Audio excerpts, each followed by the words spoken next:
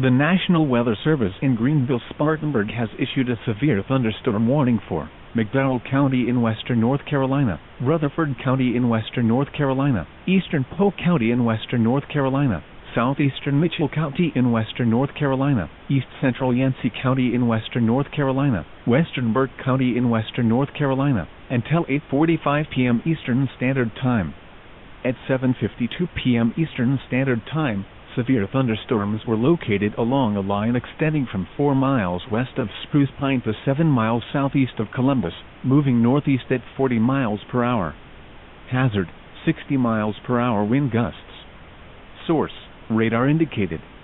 Impact, expect damage to trees and power lines. Locations impacted include Forest City, Marion, Rutherford, Spruce Pine, Spindale, Ellenboro, Bostic, Lake James State Park, Lake James and Nebo. Scattered trees and power lines will be blown down in the warned area. Seek shelter inside an interior room. Please report damaging winds, hail, or flooding to the National Weather Service Greenville-Spartanburg by calling toll-free 1-800-267-8101 or by posting on our Facebook page or tweet it using hashtag NWSGSP. Your message should describe the event and the specific location where it occurred.